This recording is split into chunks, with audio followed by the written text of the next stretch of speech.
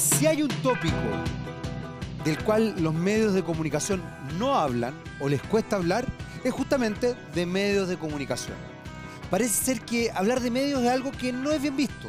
Sin embargo, nosotros que somos absolutamente rupturistas y revolucionarios, vamos a hablar de medios de comunicación. Y para eso vamos a cruzar el charco, vamos a ir hasta Inglaterra, a Londres, y nos vamos a contactar con un periodista y hoy día doctorante de estudioso de los medios de comunicación.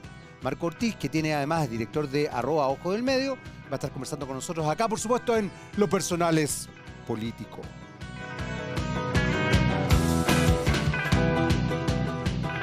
Hola, hola, ¿qué tal? ¿Cómo están? Hoy día, gracias justamente a la tecnología, vamos a hacer contacto directo con Londres, porque vamos a estar conversando con un especialista en medios, que además tiene un medio que se llama Ojo del Medio.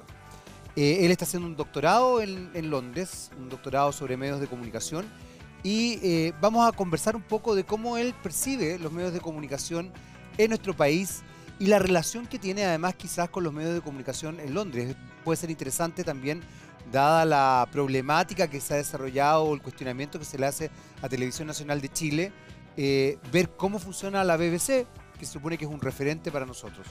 Don Marcos Ortiz, ¿cómo estás? Hola Jaime, ¿cómo estás? Muchas gracias por la invitación. Muy bien, muy contento de por fin poder contactarnos. Fue divertido en realidad contactarnos porque cuando yo te contactaba no tenía idea que estabas en Londres, hasta que, bueno, tú me lo aclaraste. ¿4 años ya en Londres entonces? Así es, 4 años y medio, desde septiembre del 2019 que estoy instalado acá en la capital de Inglaterra. Y antes de eso, Marco, estabas en Televisión Nacional, ¿o no? Yo trabajé una década en Televisión Nacional con el equipo de la gran Tita Colodra, amiga en común, entrañable. Sí, exactamente. Y bueno, muchas otras cosas también. Trabajé un par de años en el Mercurio, estuve en el Diario 7 de la Mónica González, estuve haciendo campañas políticas con Marco Enrique Jominami como jefe de comunicaciones en un par de ellas, documentales, radio, una serie de cosas en realidad, bien variada. ¿Cómo se fue gestando este análisis que haces tú, que es muy interesante, en @Ojo del Medio, que está en Instagram y está también en Twitter, donde realmente logras establecer una mirada muy clara de cómo se va cómo se va gestando el encuadre del medio de comunicación? Tú tomas elementos de distintos diarios y vas desarrollando puntos que en general no se ven. ¿Cómo nació esta idea? Bueno, esto nace el año 2009, en realidad, hace un buen tiempo. Estaba casi el primer gobierno de Piñera. Yo estaba trabajando en Televisión Nacional y tenía esta fascinación por tratar de darle una vuelta a lo que presentaban los medios. En esa primera instancia, esos primeros 2 años, Ojo del Medio era una plataforma que básicamente se nutría del aporte de la gente y buscaba los errores en los diarios. Era más anecdótico. Había menos una mirada crítica de fondo y más anecdótica, y eso era muy seguido por los periodistas, porque llegaban todos a la pauta de la mañana para ver si habían cometido algún error de ortografía, qué sé yo, en alguna cosa. Entonces se empezó a correr mucho la voz y nadie quería aparecer, por supuesto, porque era como motivo de vergüenza. Eso duró 2 años, porque claro, es un emprendimiento más bien personal, si bien recibía aporte de los lectores. Y después entró una especie de hibernación de algunos años y lo retomé con la pandemia en abril del 2020. Es decir, estamos cumpliendo 4 años desde este regreso. Ahora ya con una mirada derechamente más crítica, una lectura más política, más de fondo y menos anecdótica de lo que ocurre en la prensa chilena, particularmente la prensa escrita. Ahora, es muy interesante eso porque de alguna forma tú acabas de mencionar que nace esto desde una perspectiva más bien anecdótica. En el primer gobierno de Piñera, tú trabajando en Televisión Nacional de Chile, y una de las cosas, a propósito de justamente el trabajo y el análisis que tú haces, una de las cosas que uno ha podido ir observando con cierta distancia es que durante ese primer gobierno de Piñera se desdibuja Televisión Nacional de Chile en tanto todo lo que se había construido desde la vuelta a la democracia y los 4 periodos precedentes, que lo anteceden, digamos, a Piñera, de la concertación. ¿Cómo lo viviste internamente eso? ¿Se sintió eso? Sí, yo creo que lo de TVN ha sido como más o menos gradual, digamos, como que una cuesta abajo con escalones de distinta intensidad, digamos, pero creo que ha habido pocos momentos en que uno dice, esto está volviendo a crecer, está volviendo a ser lo de antes. Efectivamente, el momento de mayor dificultad, entiendo, es cuando se da este gran terremoto y se descabeza el área dramática, que termina descabezando, hace que se caiga todo el tren programático de ahí hacia la noche, las teleseries, los noticieros centrales, etc. Y con toda la plata que llega a Mega, ¿no? Que logran hacerse de una gran parte del talento que estaba en Televisión Nacional. De ahí en adelante creo que, bueno, ha habido una caída importante y también que viene de la mano también de la caída de los medios tradicionales escritos y televisivos también. O sea, va todo, creo, más o menos de la mano. Hay algo que me llama la atención y me encantaría verlo contigo porque tú eres una persona que además está haciendo un doctorado vinculado al análisis de medios. Tu doctorado tiene directa relación con eso. Eh, ¿Por qué crees tú que los medios de comunicación en general van en franca caída? Yo personalmente tengo la idea de que hay una desconexión tremenda con las audiencias y si bien es muy fácil culpar a las redes sociales, donde en definitiva cualquiera puede acceder a desarrollarse como comunicador y además se establece esta idea de que finalmente cualquier sujeto también se transforma en una especie de objeto de consumo, digamos, como dice Bauman. Hay una desconexión con las audiencias fuertes, por lo menos acá en Chile. No sé cómo lo ves tú desde allá. Yo creo que sin duda hay una desconexión con las audiencias súper importante. La torta es básicamente del mismo tamaño y se está repartiendo entre más actores, entre más comensales, con la llegada efectivamente de redes sociales, pero como dices tú, sería injusto achacarle toda la culpa a las redes sociales, a este periodo de decadencia o de caída que han tenido los medios tradicionales. Quizás el mejor ejemplo de esta desconexión es el estallido social, ¿no? Uno esperaría que los medios de comunicación, que tienen periodistas en la calle, que están reporteando, que deberían estar siendo alguna especie de termómetro o de barómetro de la realidad, no ven venir el estallido como no lo ven venir otros actores de la sociedad. Ese fue un súper síntoma de que había una desconexión importante. Recuerdo una columna de Roberto Herscher creo que fue el Washington Post o el New York Times, pocos días después del estallido, que dice que Chile cambió y los medios no habían cambiado. Creo que ese fue un momento muy claro. No es el momento más importante, pero sí el que deja más en evidencia esta desconexión a la que tú me preguntas. ¿De qué manera crees tú, Marcos, que efectivamente los medios no vieron venir esto? Porque llama la atención. También quizás tiene que ver con que los periodistas en general, los comunicadores, se han transformado en las estrellas del espectáculo, se han transformado en parte del espectáculo más que en puentes entre la noticia, entre los actores del espectáculo, sean modelos, actores, cantantes, etcétera. Son ellos finalmente los que se consolidan como los referentes con cierto foco y se transforman efectivamente en pequeñas estrellas. ¿Se desvirtuó el rol del comunicador y el del periodista?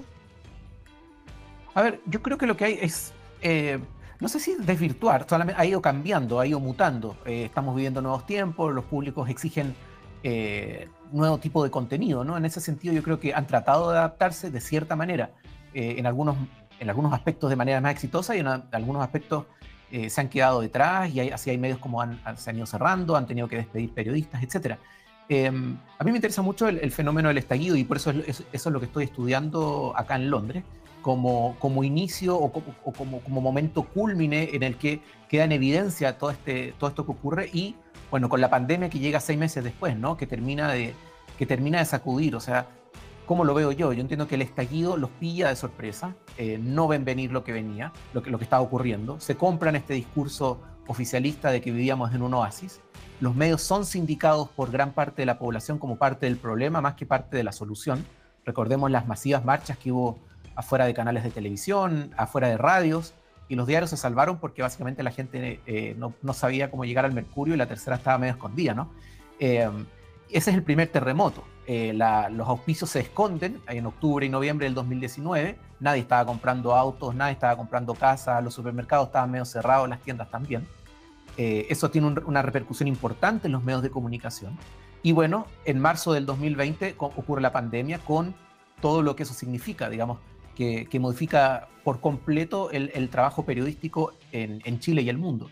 Son dos terremotos, tsunamis enormes, de los que yo creo todavía nuestros medios no se reponen del todo. Creo que les tocó muy duro y bueno, era difícil enfrentar fenómenos de tal magnitud. Creo que nadie estaba preparado para eso. Sin embargo, Marco, dentro del trabajo que tú haces en tu plataforma, en el Ojo del Medio, hay algo que es bien interesante y que tú de alguna manera lo dejas entrever. Y es que los medios parece ser que, y los comunicadores también, yo aquí creo que es importante asumir, poner el pecho a las balas, como quien dice, lo digo como comunicador, parece ser que no aprendimos nada.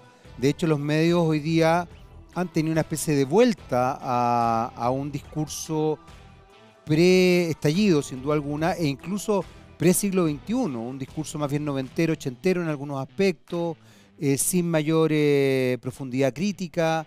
Se cuestionó mucho, por ejemplo, el trabajo que hizo Televisión Nacional de Chile para los 50 años de conmemoración del golpe de Estado, que uno habría esperado una mirada más bien más aguda respecto incluso al rol de la televisión en todo este tiempo.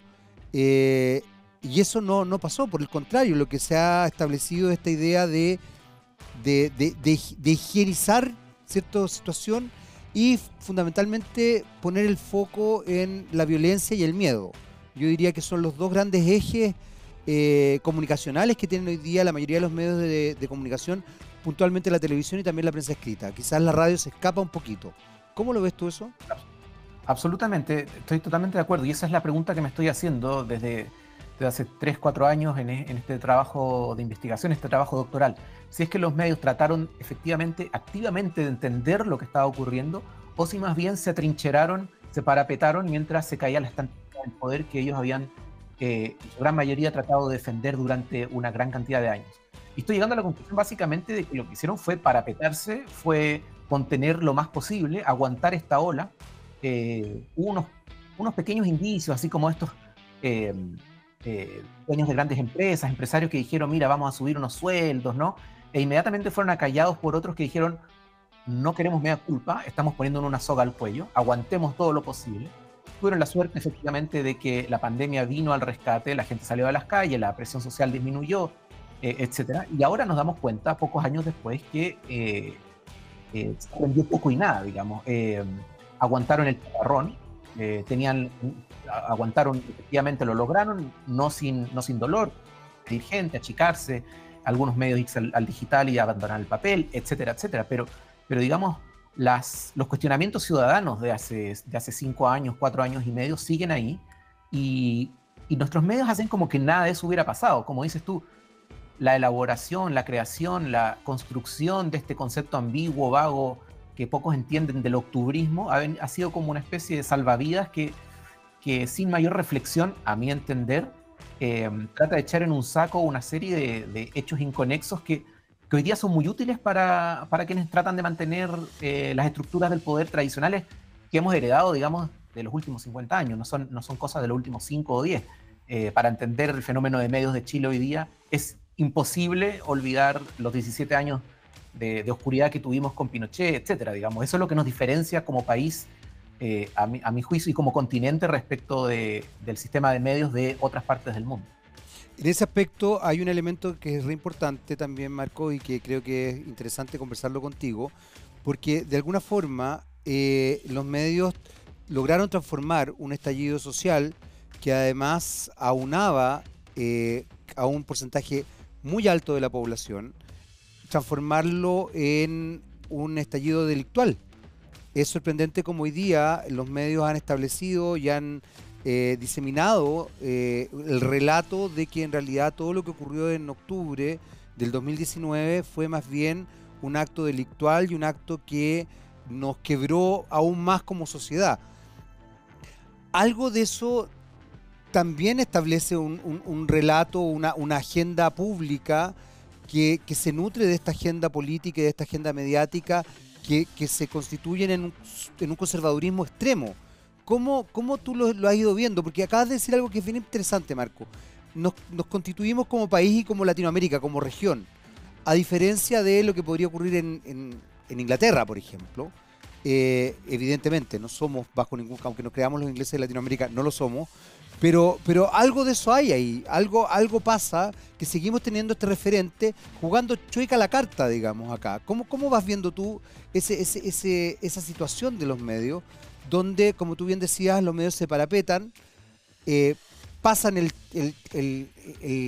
la tempestad, digamos, la tormenta, y se reconstituyen sin cambiar prácticamente nada? ¿Cómo puedes, qué análisis haces de eso hoy día? Así es. Yo he hecho un análisis bien profundo del trabajo de la prensa escrita post-estallido. Estoy haciendo un corpus de 1500 artículos, entrevistas, cartas al editor, etcétera. Y un análisis bien detallado te muestra que este enmarque de la protesta solamente como una cosa violenta es desde el día uno, digamos. No es que haya habido un gran cambio, no es que después de la marcha más grande de la historia, del 25 de octubre, haya habido un gran cambio. Eso ya había comenzado desde antes, digamos. Con algunos matices, por supuesto, con algunas contradicciones, con algunas diferencias entre un medio y otro. Evidentemente no todo es lo mismo, no son todos igual. Pero ese pánico que sufren al inicio y que queda tan en evidencia, por ejemplo, con ese audio de la Cecilia Morel, por ejemplo, es lo que marca la tónica de lo que sería de ahí en adelante hasta la Convención Constitucional, digamos. Para mí ese es un periodo de 3 años que es súper clave. Yo veo 3 momentos clave. El primero es el primer mes de estallido, ¿no? Una cosa de la gente en la calle, las autoridades escondidas, los medios siendo vistos como enemigos. Luego el primer retiro de fondos de pensiones a mediados del año 2020, donde también el poder queda como contra las cuerdas, ¿no? Por una medida inédita que estaba tratando de pegarle a un pilar clave del sistema financiero chileno. Y luego, un año después, a partir del 4 de julio del 2021, cuando se instala la Convención Constitucional, recuerden ese día en que no se pudo cantar el himno nacional, que se elige a Lisa Loncón, y donde un grupo enorme, como de unos 70, 80 personas que eran totalmente desconocidas para los medios de comunicación tradicional. Recordemos Juan Sutil, que decía, no conozco absolutamente a nadie, decía él, el líder de la CPC en su momento. Se instala este grupo de nuevas voces que hasta hace pocos meses eran unos patipelados, digamos, eran los ignorados totalmente por los medios. Entonces, ahí tienes 3 momentos súper clave, uno muy social, uno económico, otro más político, que muestran cómo el establishment, y yo lo veo desde el punto de vista de los medios, pero podemos verlo desde el punto de vista del Senado, de la política, de la economía, del gran empresariado, como de la iglesia, etcétera, se ven arrinconados y lo pasan muy mal durante 3 años. Hace mucho tiempo que no lo pasaban tan mal, hace mucho tiempo que no perdían tantas peleas o batallas, incluso elecciones seguidas. Entonces, es entendible esto que estuvieran corriendo en círculos sin saber qué estaba pasando. Recién ahora se le está recomponiendo un poco el naipe a los sectores más conservadores del país y están, bueno, tratando de volver a reflotar sus ideas, pero que les ha costado, lo han pasado mal. Eso no cabe duda. Ahora, yo quiero tomar estos 3 puntos que tú desarrollas. Por un lado está el estallido social, efectivamente, un movimiento que llama la atención, que además es transversal. Se trató de hacer aprovechamiento ideológico, político-ideológico, cuando en definitiva era muy social, y por ende cada grupo o cada integrante de esas grandes marchas abogaba por su propia lucha, por así decirlo, como el nombre de este programa, lo personal es político. Cada uno establecía una dimensión política de alguna problemática casi personal o de un grupo pequeño. Pero se logran cosas, se logra con el Acuerdo por la Paz del 15 de noviembre de ese mismo año, donde se plantea la idea de hacer una nueva constitución que nunca llegó a fin. Pero además tú das un ejemplo que es bien interesante, el audio que se filtra de Cecilia Morel, que te demuestra también la desconexión. Yo entiendo que la gente en Chile tiende a espectacularizarlo todo y quizás a farandulizarlo todo. Pero en ese audio Cecilia Morel da claves importantes. Cuando ella dice son alienígenas y tenemos que dejar o compartir nuestros privilegios, hace dos observaciones que son bien interesantes. Una, la conciencia de tener privilegios. Y 2, entender que hay un grupo de gente que finalmente no veo nada. O sea, los veo como alienígenas. O sea, hay un sector de la sociedad que yo de verdad desconozco 100%. Son reales alienígenas, seres extraterrestres, que no tienen nada que ver conmigo, ni con mi realidad, ni cómo yo leo la realidad. Tenemos que hacer una breve pausa, Marcos, pero quiero que te quedes con esta idea. Después voy a tomar los otros dos puntos que tú tocas, digamos, para que los vayamos analizando. Así que, por favor, quédate ahí. Por supuesto, ustedes los dejo invitados a seguir en la compañía de TVX y esta interesante conversación en lo personal es político con Marco Ortiz de Ojo del Medio. Vamos y volvemos. Ya, pues ¿hasta cuándo? Te lo he dicho miles y miles y miles de veces. Cambia tu forma de pensar. Esa idea del sueño de la casa propia se tiene que transformar, ¿sabes en qué? En la meta de la casa propia. Y para eso, Open Capital te tiene la solución. Muchos profesionales te van a ayudar a seguir toda la ruta del crédito hipotecario, de la casa o departamento ideal para ti. Van a acompañarte. Ya lo sabes, www.opencapital.cl. Estamos esperando, ¿ah?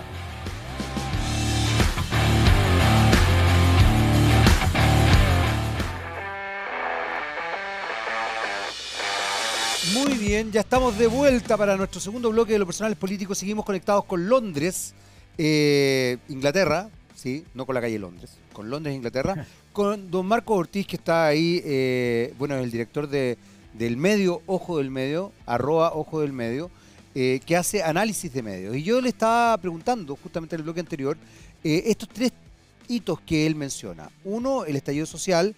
El otro, me lo recuerda Marco porque se me fue. El retiro de fondos de pensiones. El retiro de fondos de pensiones. Y el tercero, evidentemente, lo que pasa con la Constitución y la creación de los constituyentes. De alguna manera, yo te mencionaba lo que ocurrió, porque tú también lo mencionaste, lo que ocurre con el audio de Cilia Morel, donde queda de manifiesto esta sensación de división, de grieta, como dicen los argentinos, que es un término que ya estamos incorporando en nuestro país, de que, a ver, no es solamente Plaza Italia para arriba y Plaza Italia para abajo. Recuerdo un rayado que a mí me llamó mucho la atención, que estaba cerca del GAM, que decía: no quisieron ver cómo vivíamos en La Pobla, así que trajimos La Pobla al centro. Claro, no tenemos conciencia, somos un país tremendamente aporofóbico, nos molesta la pobreza, no tenemos conciencia real de la pobreza y siempre tenemos una visión paternalista y caritativa respecto al pobre, pero no a que salga de la pobreza, sino que a que se mantenga pobre, pero yo le entrego.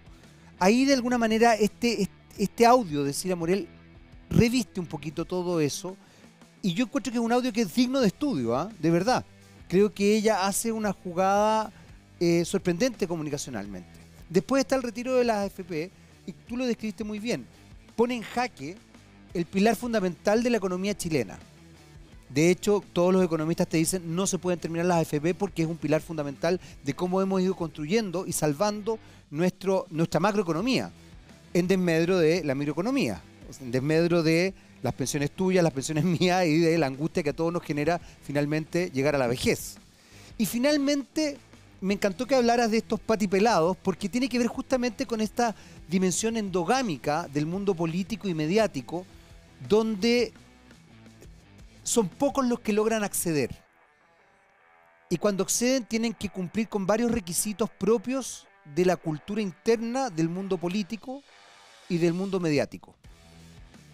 Si no, no vas a acceder, aunque incluso la mayoría o el público quiera que accedas.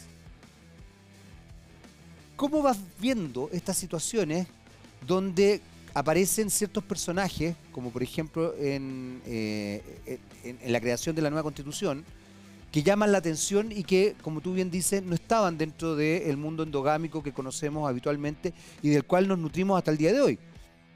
O sea, de hecho, Canal 13 retomó a Quique Morandé y Álvaro Salas, volvieron los reality, TVN cambió de rostros, cambió el panorama, digamos, tiene otro tipo de rostros, ya no están los rostros que existían históricamente, digamos, adénicamente durante todo el periodo de la concertación, pero en definitiva siguen siendo los mismos de siempre. ¿Qué pasa ahí? Sí, mira, hay dos maneras de verlo. Yo creo lo primero es admitir que estos tres momentos de los que hablamos han envejecido muy mal al ojo público, ¿no? O sea, primero porque, bueno, no ha habido quien lo defienda, y segundo porque también había un intento de demolición importante. Es decir, el estallido cada vez, como fenómeno cada vez tiene como menos apoyo. Lo vamos viendo cada 18 de octubre, las encuestas va bajando. Esta idea del octubrismo, de que fue solamente violencia, qué sé yo, se empieza a apoderar de a poco, porque había una construcción importante de ese fenómeno, el retiro de fondos de pensiones, que en un momento fue la salvación para mucha gente, y aunque se advirtió que iba a tener consecuencias negativas hacia la economía, también solamente se recuerda lo malo y las consecuencias negativas que tuvo. Pocos dicen, sí, bueno, pero yo comí gracias a eso, porque el gobierno se estaba abrazando con un bono de 60 lucas, ¿no? Y nos estaban dando unas cajas de alimentos que al final fueron mal repartidas. Y para qué decir la Convención Constitucional que ha sido ridiculizada desde el día uno, ¿no? Por sectores particularmente conservadores, pero que van permeando en el resto de la población. Uno podría quedarse con esa mirada negativa, de decir, mira, ya perdimos todo eso, ya pasó la vieja. Pero hay un autor que decía que, era Raymond Williams, que decía, ser verdaderamente radical es mostrar que la esperanza es posible más que la desesperanza es convincente. Y yo creo que estos tres fenómenos nos demuestran que se puede, ¿no? Es decir, que estuvimos muchos años sin mayores cambios de ningún tipo, y de repente en 3 años Chile parece que se sacudió más que con 3 terremotos juntos. Entonces, lo primero es decir que sí se puede, digamos, cuando la gente sale a la calle, cuando la gente se moviliza, cuando la gente se ordena, etcétera, se puede. Cuando la gente decide elegir a líderes que vienen desde abajo y no los que vienen desde arriba, se puede. Bueno, después hay que hacer mucho más, no es suficiente y ha quedado demostrado, pero de que hay una esperanza de cambio eventualmente que puede tardar muchos más años, yo me trato de quedar con eso. Efectivamente, volviendo un poco a los medios han vuelto a lo de antes. Digo, falta que vuelva Carol Dance y Patricia Maldonado a tirar de Mega y volvemos a julio del 2019, ¿no? O sea, no ha cambiado nada. Pero efectivamente trato de quedarme con el vaso más lleno que vacío. Creo que con el tiempo, con una mirada un poquito más larga que nos va a dar la historia, vamos a quizá eventualmente recordar estos años como años en que gente que era invisible y que era muda, estos pobres que decías tú que no nos gusta ver, aparecieron, y aparecieron con fuerza, digamos, aparecieron con ganas, con ideas, con mucho ímpetu, con ganas de aparecer y ser oídos, de dejar de ser los silenciados de siempre. Ahora, hay un texto muy interesante que se llama El fantasma portaliano, que lo escribió Rodrigo Carmi, filósofo y académico de la Universidad de Chile, donde habla del pacto oligárquico que se desarrolla en Chile desde Portales en adelante. Y ahí hay un pacto oligárquico que yo creo que uno no puede soslayar. Evidentemente, cuando yo hablo de esta dimensión endogámica, de nutrirse de los mismos de siempre y ensalzar a los mismos de siempre, donde los medios de verdad llega a ser impactante lo conservadores que son, sobre todo la televisión y también los medios escritos. Quizás la radio ha logrado tener algunas búsquedas distintas. Pasa ahí algo bien raro, porque finalmente se consolida cada vez más la dimensión conservadora, más que la posibilidad de establecer miradas más bien progresistas. Y cuando digo progresista, intencionalmente ocupo esa palabra, porque el progresismo implica progreso, implica avance. Hoy día, incluso desde un punto de vista lingüístico o de lenguaje más que lingüístico, hasta la palabra progreso o ser progresista es visto como algo feo. A ese nivel se ha retrotraído el tema. Uno lo ve mucho en redes sociales, el progre. Es feo, es como malo ser progre. ¿Cómo lo vas viendo tú desde el análisis también? Porque tú haces un análisis de texto muy, muy agudo que yo personalmente celebro y me encanta, y de hecho soy un ávido seguidor tuyo, pero ¿cómo ves tú justamente esa sutileza? Es como cuando durante la dictadura se dejó de hablar de pueblo y se empezó a hablar de gente. La palabra pueblo tenía una connotación política, ideológica y además negativa. Teníamos que hablar de gente. ¿Qué va pasando con eso, con esas formas que tenemos nosotros de estructurar también pensamiento, ¿no? De estructurar realidad a partir del lenguaje? Claro, hay una elaboración de una agenda, hay conceptos así como hay como conceptos que se rescatan para bien, hay otros que se van hundiendo y que tratan de ser pisoteados, ¿no? Como dices tú, el progresismo, hablar de progre puede ser un insulto para algunos. Ahora, en las últimas semanas en Chile, el concepto de woke, que existía en Estados Unidos hace un tiempo, ya también llegó y se está ridiculizando cualquier persona que defiende, se está tratando de meter ahí los movimientos feministas, de diversidades sexuales, etcétera, etcétera. Tú aludías a lo que ocurría en Chile hace 200 años, ¿no? A Diego Portales.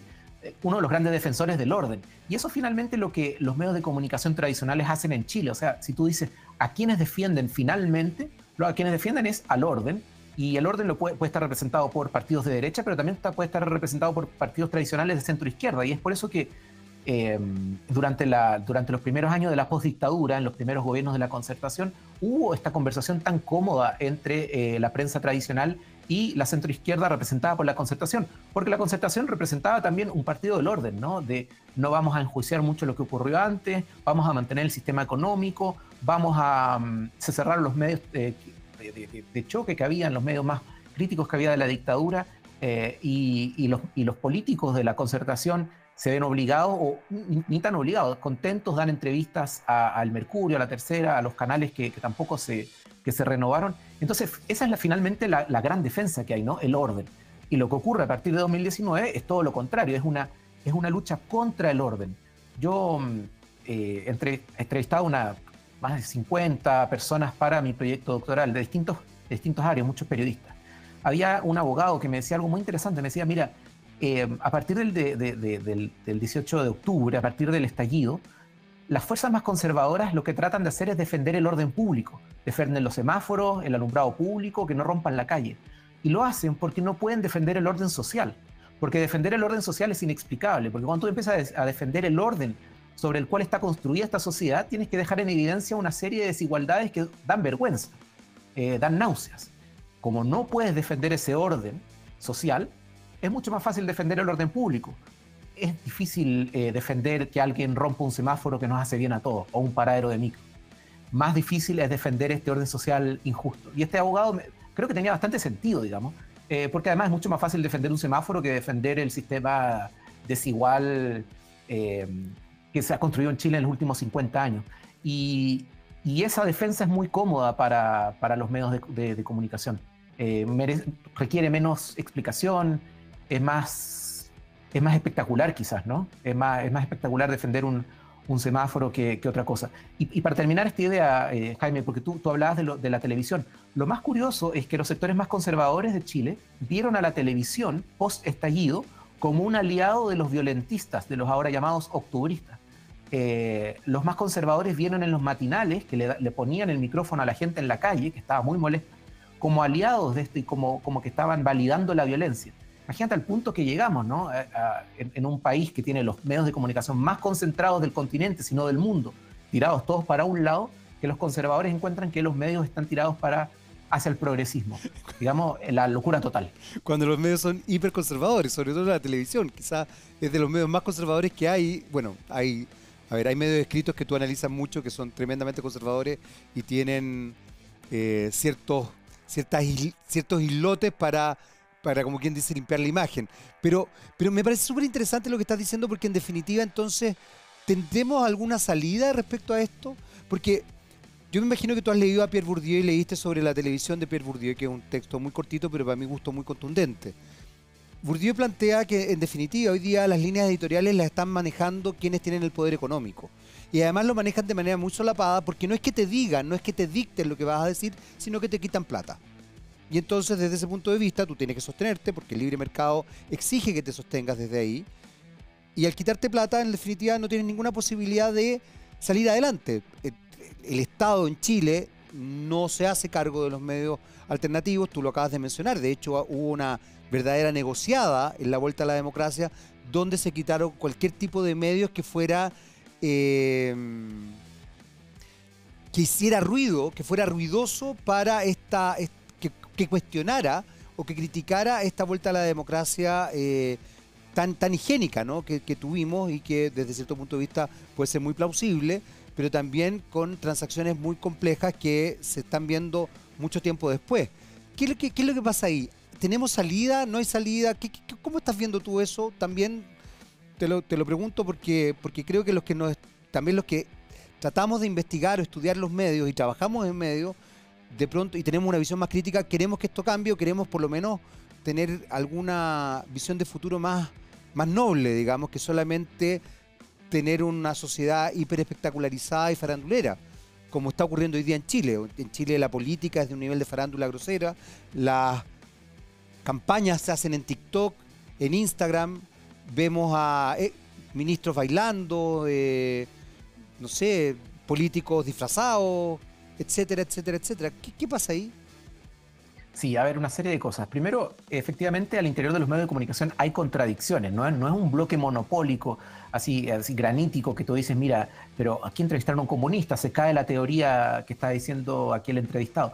Efectivamente, hay espacios para la disidencia, pero son espacios menores, son espacios que tienden a legitimizar otras posturas más hegemónicas, etcétera. Donde menos espacio hay para la disidencia es en las coberturas económicas. Tú hablabas de Bourdieu, ¿no? Es en las páginas económicas donde más concentrado está el poder y donde menos espacio hay para otras visiones. La fórmula tradicional es: entrevistemos al empresario, él opina, y luego, a partir de esa opinión, preguntémosle a los políticos qué opinan sobre eso, ¿no? Atacan a, qué sé yo, a Andrónico Luksic. ¿Qué opinan a Andrónico Luksic a través de un tuit o a través de las famosas cartas a los accionistas que publican todos los medios en marzo, en abril? Y a partir de eso vamos a buscar reacciones entre algunos actores, pero siempre sobre esa base. Falabella despide a, qué sé yo, a 2.500 o 25.000 trabajadores. Vamos a preguntarle cómo sufre Falabella, pero no vamos a entrevistar a los sindicatos. ¿Cuándo entran los sindicatos en acción? Por ejemplo, cuando La Acerera en Huachipato tiene problemas y el sindicato puede ser puede ayudarnos a pegarle al gobierno, a criticar a un gobierno más de izquierda. Entonces, en ese sentido, efectivamente es súper interesante ver las páginas económicas. ¿Hay salida? ¿Hay una luz al final del túnel? Yo creo que sí. Digamos, hay que verlo así, porque si no, vámonos todos para la casa y apaguemos todo. ¿Qué estamos haciendo? Por eso yo te decía que lo que ocurrió en los últimos 4 o 5 años en Chile es una luz de esperanza. Efectivamente se necesita mucha más conversación. El hecho de que se hable de medios de comunicación ya es una primera instancia. El silencio respecto de la discusión de medios solamente favorece a los que ya tienen estos medios de comunicación. Así que en ese sentido, espacios como este, por ejemplo, es muy rico. Hay proyectos muy interesantes, y particularmente lo que se ve en el mundo es que los proyectos más interesantes en términos mediáticos son aquellos que están siendo financiados por los auditores, los lectores, los consumidores, ¿no?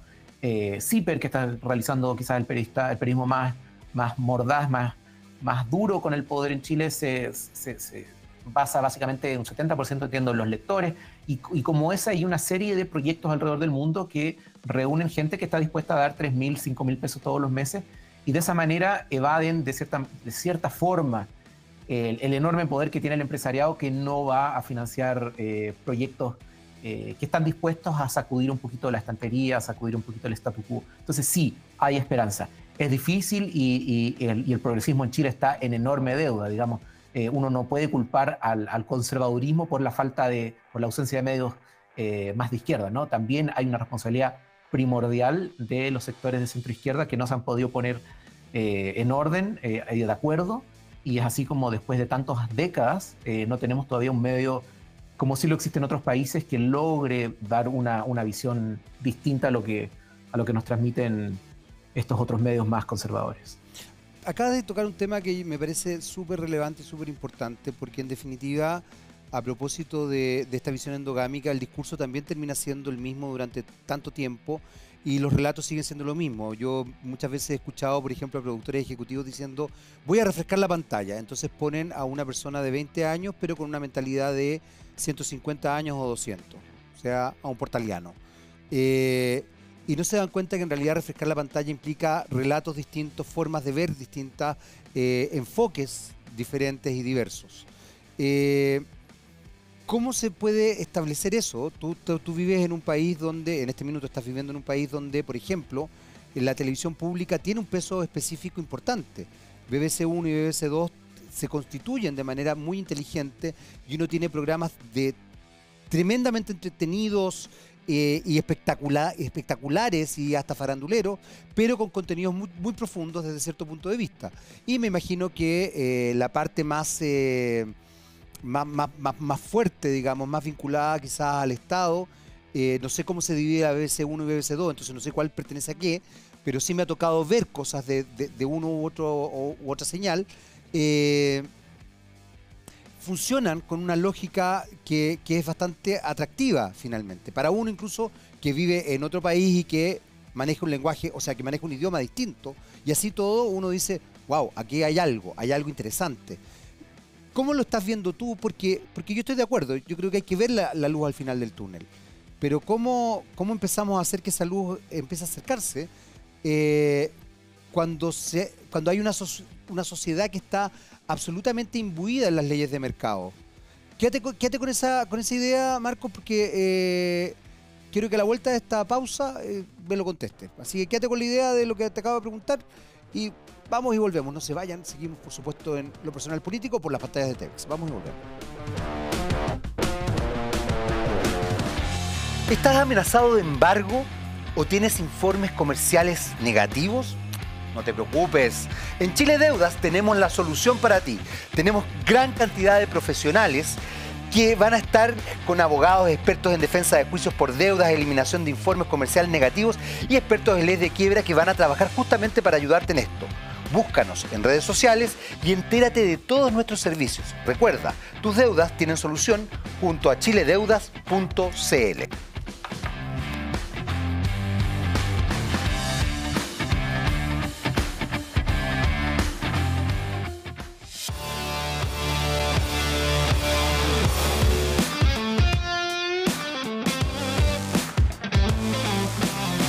Muy bien, ya estamos de vuelta para nuestro tercer y último bloque. Seguimos conversando con Marcos Ortiz, director de Ojo del Medio. Sígalo ahí en @Ojo del Medio por Instagram y por Twitter. De verdad no se van a arrepentir. Es un consejo, se los doy de todo corazón. Es sorprendente el análisis que él hace de los medios de comunicación, sobre todo prensa escrita. Y estamos hablando justamente de medios. Qué mejor que hablar con un especialista en medios de medios. Marcos, te estaba diciendo, bueno, ¿qué pasa? Porque yo decía que efectivamente tú tienes razón cuando dices hay luz al final del túnel. ¿Cómo podemos hacer para empezar a acercarnos a esa luz, a que esa luz aparezca finalmente, a que salgamos del túnel, ¿no? A que logremos en concreto establecer ciertas dimensiones? Y te ponía el ejemplo de la BBC, tú que estás en Londres, porque creo que ahí hay dimensiones interesantes en cuanto a cómo se va construyendo una parrilla que es atractiva, pero que también nutre, que también genera juicio crítico y que también establece quizás una sociedad, no sé si se logra, no vivo en Londres, tú vives en Londres, así que tú me podrás decir si se logra, pero yo me imagino que por lo menos busca tener una sociedad más activa como sociedad, una audiencia más activa, una audiencia más reflexiva frente a lo que se le entrega en pantalla. ¿Qué piensas al respecto de eso? Sí, mira, yo soy un gran admirador de la BBC en muchos aspectos, digamos. Me gusta mucho el trabajo que hacen en muchos sentidos y también son muy críticos en otros, digamos. También hay coberturas muy oficialistas respecto del gobierno y para qué decir de la monarquía, ¿no? En ese sentido tomo una distancia mayor. Pero sí lo que valoro es, por ejemplo, la gente que aparece en pantalla. Y creo que ahí los medios chilenos tienen mucho que aprender. ¿Qué es lo que vemos en los medios de comunicación chilenos? Creo que se ha ganado en términos de género, ¿no? La lucha feminista que ha dado pasos importantes en los últimos años en Chile ha logrado que ya sea imposible ver un panel de puros hombres. Eso no es aceptable, no existe. Se ha logrado paridad en espacios políticos. Ese retroceso se ve muy duro, ¿no? Muy complicado. Alguien que lo plantee le va a pasar muy mal. Y justamente, volviendo, los conservadores están pasándolo muy mal con el voto femenino y saben que esa es una pelea perdida. Ahora bien, sabiendo que no se puede perder esa batalla, ¿qué pasa ahora con los temas de clase y qué pasa con los temas de edad? Nuestros medios, tú puedes tener un animador hombre y una mujer, pero ¿dónde están los viejos, los adultos mayores, en la televisión, en los medios? Los desechan. Ahí hay una diferencia, por ejemplo. Sobre todo las mujeres, ojo, sobre todo las mujeres. Sobre todo las mujeres, exactamente. Pasada cierta edad son desechadas. Ahí hay mucha sabiduría. ¿Dónde están los niños? ¿Para qué decir? Los niños son inexistentes en los medios chilenos. Y después, si nos vamos a temas de clase, digamos, ¿hay alguna representación de gente que no sea de Santiago, que no sea de clase alta, que no pertenezca a las tres comunas? En la medida en que nuestros medios reflejen de mejor manera al público del país y en la medida en que haya más democracia interna en las salas de redacción de los medios, es decir, que los que toman las decisiones no sean solo de Santiago, sino que sean de regiones, no sean solo hombres, sino que haya más diversidad, que haya espacio para la diversidad sexual, que haya espacio para gente joven, pero también para la gente que ya quedó excluida porque tienen más años. que vengan de otros lugares, de otras comunas de Santiago. El momento que se democratice la toma de decisiones, se va a democratizar también el producto de los medios, lo que leemos en las páginas, lo que escuchamos en las radios, lo que vemos en la pantalla. Creo que ese es un súper inicio, ese es es una luz de esperanza, digamos. Y en la medida en que lo planteas como posible, te dices, bueno, y efectivamente, ¿por qué las transmisiones de fútbol solamente vemos a 4 hombres? ¿Qué pasa si empezamos a ver mujeres? ¿Qué pasa si en todas las discusiones exigimos que no sean todos de Santiago? Y que si son de Santiago, que representen a distintos lugares del país, de la capital. ¿Por qué tenemos que satisfacer solamente a los auspiciadores y apuntar todo al ABC1 en desmedro de otras clases sociales que son absolutamente inexistentes en nuestros medios de comunicación? ¿O por qué tienen que ser tan segregados, ¿no? ¿Por qué tenemos que tener medios solamente para la élite y medios solamente para otras clases sociales? Es ahí donde aparece la desconexión. Es ahí cuando nuestras élites no se dan cuenta de lo que está pasando en el resto de Chile. Entonces creo que hay un tema de democracia interna al interior de los medios que podría eventualmente generar cambios importantes en lo que consumimos y eso beneficiar en un largo plazo, mediano a largo plazo, también la democracia del país. Porque bueno, se entiende, partimos de la base que con medios sanos tenemos un país más sano, con medios más democráticos tenemos un país más democrático. Entonces creo que por ahí puede haber una respuesta. Sin embargo, con lo que acabas de decir, uno podría inferir que nuestros medios en este minuto están enfermos, no están sanos, digamos, en esta dimensión de la que estamos hablando. Porque hay una situación compleja, Marcos, que no quiero dejar pasar, que tiene que ver también con ese elemento aspiracional que se establece desde la construcción del poder hegemónico. En general, la oligarquía no sé si quiere perder poder. Vuelvo un poco a este audio de Sila Morel, donde cuando hablamos de privilegio, el privilegio no es solamente la plata. El privilegio es marcar estética, es marcar conductas, es marcar lenguaje, es marcar muchas cosas. De hecho, si tú perteneces a ciertos grupos, comillas, más acomodados, y sales, te transformas en la oveja negra, también esos grupos te van excluyendo. Es como pertenece, pero no lo queremos tan cerca. ¿Cómo podemos ir resolviendo esto? Porque hay que ser muy inteligente entonces para lograr que esa luz al final del túnel aparezca, se engrandezca, digamos.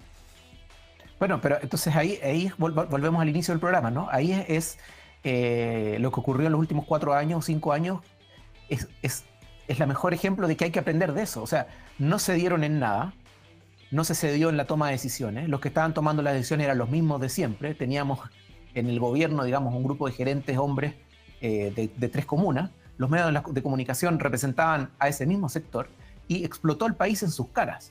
Digamos, casi lo pierden todo. Casi terminan yéndose en helicóptero. Porque no se dieron nunca. Porque el dique era aparentemente tan fuerte que iba a contenerlo todo y no lo contuvo. Entonces, hay 2 opciones. O replicas ese modelo, juntas toda esa energía que explote como un terremoto, o cedes ciertos espacios de manera tímida o al menos de manera inteligente y estratégica para que la liberación de esa energía sea de manera menos fuerte y concentrada en un puro episodio, digamos. De nuevo, hay que aprender de lo que ocurrió, porque si no va a ocurrir de nuevo. No en los próximos 2 o 3 años, pero se va a acumular esa energía y de verdad que estuvieron contra las cuerdas en muchos sectores del país. Lo pasaron muy mal y empezaron a hacer mea culpa. Suena súper trasnochado a veces hablar del estallido de nuevo, porque el tema envejeció súper mal, porque cualquier persona que trata de interpretar la violencia fue vista inmediatamente, de entenderla, digamos, de conversar del tema, fue inmediatamente visto como un violentista, como se convirtió todo en algo binario. Se suprimió el debate totalmente desde el día 1. Entonces esta conversación, uno podría decir, es tan necesaria y al mismo tiempo es tan inexistente en los medios. Lo vimos, tú lo mencionabas hace un minuto, cuando se conmemoraron 50 años del golpe hace poco. Digamos, el retroceso respecto a lo que había ocurrido hace 10 y hace 20 años, con las pedidas de perdón y los cómplices pasivos, fue muy triste. Y cualquier persona que tuviera una voz disonante era vista inmediatamente como alguien fuera del sistema, como un violentista, como un octubrista, este concepto al que vuelvo porque creo que es súper clave para este concepto vacío al que se refería Matamala, que dice todo y no dice nada, ¿no? Que acalla el debate y hace como que nada hubiera ocurrido. Creo que es muy importante aprender de la historia, y ni siquiera la historia larga, ¿no? Es lo que ocurrió hace tan poco tiempo, hace 4 años. Sin embargo, ahí tenemos que terminar, Marco. Yo creo que te voy a invitar de nuevo para que profundicemos. Vamos a ver cómo va avanzando esa tesis, pero no quiero dejar pasar esto último que acabas de decir, porque también la historia se constituye en la conformación de memoria. Y si hay algo que en general en Chile nos cuesta es el tema de la memoria.